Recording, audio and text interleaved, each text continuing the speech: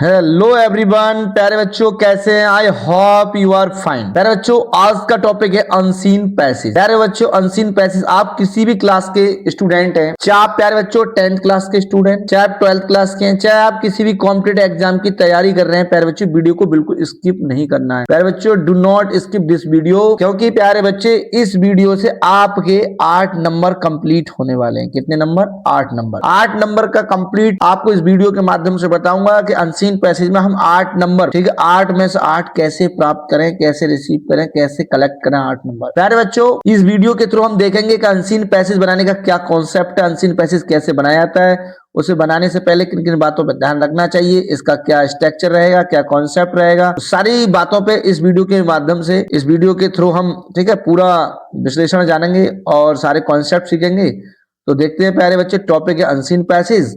अब passage for comparison, इसको comprehension कहते हैं। कॉम्पिटेटिव में ये कंप्रहेंशन नाम से आता है। यार बच्चों, यूपीएससी में तो ये, ठीक है, 50 नंबर का आता है कंप्रहेंशन। ये बहुत बड़ा टॉपिक है, बच्चे इसे छोटा मोटा समझते हैं। प्यारे बच्चे, ये बच्चे की नॉलेज को, ठीक है, बढ़ाता है और एग्जामिनर को पता पड़ता है कि बच्चे में नॉलेज कितनी है, वो अंग्रेजी कितनी जानता है। एग्जामिनर इसके माध्यम से आपकी अंग्रेजी चेक करता है कि उसको कुछ आता भी है नहीं, तो इसमें पता पड़ जाता है बच्चे की अंग्रेजी क्या है, वोकैबुलरी कितनी जानता है, वो क्वेश्चन का आंसर कैसे बना के देता सकता है, अपने शब्दों में कैसे लिख पाता है। तो अनसीन पैसेज, और ये इसका नाम दूसरा जो पैसेज फॉर कंप्रहेंशन है, प्यारे बच्चों, इसी का ये मतलब है कि इसमें बच्चे की नॉलेज का पता पड़ जाता है कि बच्चा अंग्रेजी कितनी जानता है और वो किस प्रकार क्वेश्चन का आंसर देता है। तो देखते हैं प्यारे बच्चे, पहले इसके क्वेश्चन है, कुछ टिप्स हैं वो देखते हैं, हिंदी में दिए हुए हैं, मैं आपको बताता हूँ बारीकी से। इन पे आपको बहुत ही ध्यान देना है, इन क्वेश्चनों को। इसके क्वेश्चन जो है, जो इसके टॉपिक है, जो कॉन्सेप्ट है, उनको आपको फॉलो करना है। आप 8 में से 8 ही प्राप्त करेंगे अनसीन पैसेज कॉम्प्रिहेंशन पर। अंग्रेजी प्रश्न पत्र में अनसीन पैसेज पे पूछा जाता है। क्या है? अंग्रेजी प्रश्न पत्र में अनसीन पैसेज पूछा जाता है, जिसमें एक प्रश्न वोकैबुलरी पर आधारित है और इस पैसेज में दिए हुए शब्द का पर्यायवाची या विलोम, सिनोनियम, एंटोनियम लिखना होगा। यदि शब्द का, ठीक है, फ्रेज का प्रयोग अपनी भाषा में लिखना हो। इसे एक आपका, ठीक है, एक क्वेश्चन इसमें जरूर पूछा जाता है। किस पे? या तो उसकी वोकैबुलरी पे एंटोनियम या सिनोनियम, और उसका फ्रेज अपनी भाषा में आपको लिखना होता है। दिए अनसीन पैसेज को 2 या 3 बार आपको पढ़ना होगा। कितने बार? 2 से 3 बार प्यारे बच्चों आपको पढ़ना होगा। ठीक है, ठीक है, 2 बार या 3 बार उसको आप ध्यान पूर्वक आपको पढ़ना है। फिर यदि कठिन शब्दों के अर्थ समझ में ना आए तो घबराने की आवश्यकता नहीं है, बार बार पढ़कर उसका अर्थ जानने का, ठीक है, आपको प्रयास करना चाहिए, प्रयत्न करना चाहिए। तो प्यारे बच्चों, ये अनसीन पैसेज ऐसा नहीं है आपने एक अनसीन पैसेज कर लिए तो हो जाए। प्यारे बच्चों, आपको कई अनसीन पैसेज को सॉल्व करना होगा, सॉल्व करके देखना होगा। अब देखते हैं how to solve the question. इसके जो क्वेश्चन होते हैं उन्हें हम कैसे सॉल्व करें, उसकी क्या ट्रिक है, उसकी क्या कॉन्सेप्ट है। हमने अभी बताया अनसीन पैसेज को 2 से 3 बार पढ़ना है। जो कठिन वर्ड है उन्हें घबराने की कोशिश नहीं करनी है, उसका सेंस निकालना है। तो प्यारे बच्चों, देखते हैं how to solve the question. Unseen passage पर आधारित प्रश्नों के उत्तर लिखने के लिए नीचे कुछ महत्वपूर्ण सुझाव दिए जा रहे हैं। सर्वप्रथम दिए गए गद्यांश को 3 या बार ध्यानपूर्वक पढ़ना है, बता दिए मैंने आप। खंड के नीचे दिए गए प्रश्नों को बार बार ध्यानपूर्वक पढ़ना चाहिए। इस प्रकार खंड का मुख्य भाव समझने में मदद मिलती है कि भाई किसके ऊपर है ये अनसीन पैसेज, क्या टॉपिक है। खंड में प्रश्नों के उत्तर ढूंढने के लिए पेंसिल से चिन्ह लगाएं। इस प्रकार संभावित उत्तर मिल जाएगा, क्योंकि देखो जहां से आपको लग रहा है कि इसका आंसर यहाँ से है, तो आप एग्जाम में प्यारे बच्चों, एग्जाम हॉल में आप प्यारे बच्चों पेंसिल लेकर बस जाए। चाहे वो किसी भी सब्जेक्ट का आपका पेपर है, चाहे वो साइंस है, चाहे अंग्रेजी, यानी भी किसी भी सब्जेक्ट का है, आप पेंसिल साथ में लेके जाएं। पेंसिल ले जाने से आपको सरलता मिलती है। जो आपको आता है उस पर आप डॉट लगा सकते हैं, जो किसी को अन्य टीचर या अन्य कोई, ठीक है, किसी को दिखाई न दे कि आपने इसको चिन्हित किया है। पेंसिल से अगर कोई मना भी करता है तो आप मिटा, उससे कोई दिक्कत आने वाली नहीं है, कोई प्रॉब्लम आप फेस नहीं करें। तो अब जितना, जैसे अब अंडरलाइन पोर्शन को कॉपी में भाव के अनुसार क्रमबद्ध तरीके से आप, ठीक है, लिख सकते हैं और इस पैसेज को मूल भाव समझ में आएगा आपको। उत्तर सदैव उसी टेंस में लिखा जाए, लिखो जिस टेंस में प्रश्न पूछा गया।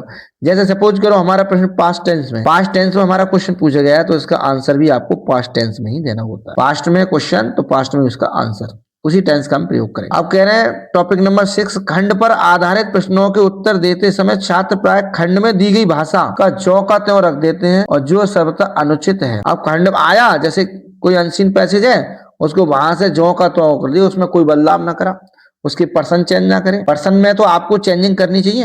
मैं अभी देखो इसके माध्यम से बता रहा हूँ। और आवश्यकता अनुसार परिवर्तन करते हुए अपने शब्दों को उत्तर लिखने की कोशिश करनी चाहिए। जैसे एक एग्जाम्पल से उन्होंने दिया है, उन्होंने कहा है कि what is your opinion about Mahatma Gandhi. तुम अपनी राय से महात्मा गांधी के बारे में, ठीक है, बताओ क्या है। तो अब यहाँ योर ओपिनियन है, तो अपने शब्दों में कैसे लिखेंगे, इन माई ओपिनियन। देखो जो आप अकेले हैं, आई है, आप अपने, ठीक है, अपने शब्दों में आंसर दे रहे हैं, तो योर की जगह क्या कर दिया, माई। तो पहले बच्चों पर्सन चेंज जरूर होंगे, योर है तो क्या करना है, माई। तो इन माई ओपिनियन महात्मा गांधी, अब हम महात्मा हैं, sacrificed his life for the nation, राष्ट्र के लिए, दैट इज वाई, इसी कारण we call him father of the nation. उनने क्या हुआ प्यारे बच्चों, महात्मा गांधी के बारे में तो आप सब जानते ही हैं कि महात्मा गांधी ने भाई अपना बलिदान दिया है, अपने जीवन का बलिदान दिया राष्ट्र के लिए, और इसी कारण हम उनको क्या कहते हैं, राष्ट्रपिता कहते हैं। क्या कहते हैं उनको, राष्ट्रपिता कहते हैं। हम उन्हें राष्ट्रपिता कहकर पुकारते हैं। तो देखो इसमें इस क्वेश्चन में क्या है, देखो ये पर्सन चेंज करा है, योर का क्या करा है, माई, और इन अपनी तरफ जोड़ा इन माई ओपिनियन महात्मा गांधी।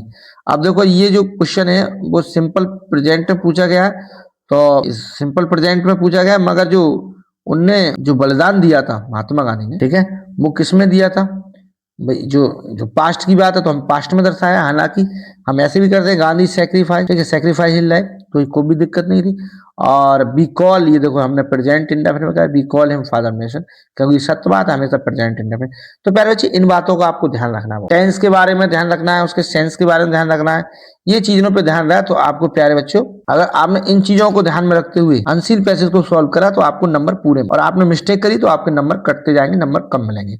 अब यहाँ देखो कह रहे हैं योर ओपिनियन प्रश्न में है, तो उनने माई ओपिनियन होना चाहिए, यानी कि प्रश्न तुम्हारी राय में और उत्तर मेरी राय में है, ये सोचता हूँ, ठीक है, बात भी सही है, बिल्कुल ये चीज करनी चाहिए, ये बहुत, ठीक है, इंपोर्टेंट टॉपिक है। अब 7वां क्वेश्चन है प्यारे बच्चों, उत्तर लिखने के बाद उसे दोहराना आवश्यक है। जो आप लिख रहे हैं उसे दोहराएं, ऐसा करने से स्पेलिंग और, ठीक है, रेपिटेशन या व्याकरण संबंधी गलतियां दिखाई दे जाती हैं। यहाँ कोई गलती है हमें पकड़ में आ जाती है। उत्तर सही और तर्कसंगत होना चाहिए। तो प्यारे बच्चों ये मेन 8 टॉपिक थे इसके अनसीन पैसेज करने के। तो प्यारे बच्चों अनसीन पैसेज पे आपको इस प्रकार ध्यान देना है और देखना है कि कैसे हम उसको बनाते हैं, उसके बनाने का क्या तरीका है।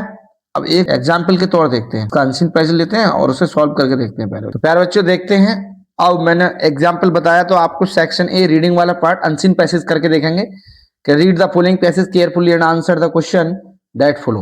तो प्यारे बच्चों इसे 2-3 बार पढ़ना है कि speech is a great blessing but it can also be a great curse, it help us to make our intention and the desire not to follow.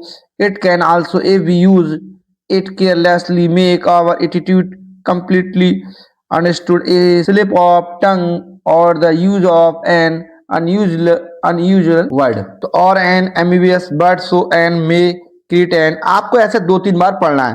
तो प्यारे बच्चों मैं जल्दी से आपको बता देता हूं।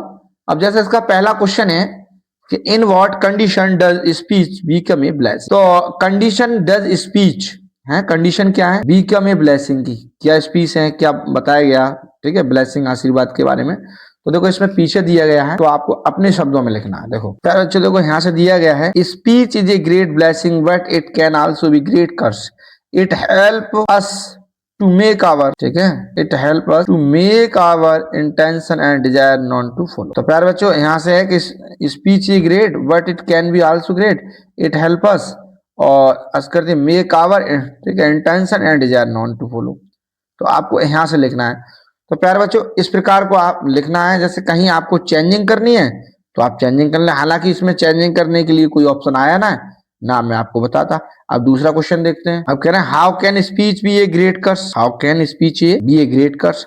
तो देखिए ग्रेट कर्स कहां पर है इसका। तो प्यारे बच्चों इसमें क्वेश्चन में इसमें है ना, इसे अपने शब्दों में लिख सकते हैं कि स्पीच, यहां से लिख सकते हैं कि speech can be a great curse that और यहाँ से तो मैंने बताया प्यारे बच्चों वहां दैट लगा के, तो हम यहाँ से कर सकते हैं दैट लगा सकते हैं, that we use it carelessly, that इसकी जगह क्या लगाएंगे, that we use it carelessly make our attitude completely understood, a slip of tongue over or the use of unusual word or an ambiguous word and so on may create an enemy। तो यहाँ तक enemy तक बस। तो इस प्रकार जे प्यारे बच्चों, ठीक है, एक कर्स भी साबित हो सकता है, क्योंकि हमारी जबान फिसल जाए या हम किसी को गलत वर्ड बोल दें तो एक हमारी भाषा एक अभिशाप भी बन सकती है।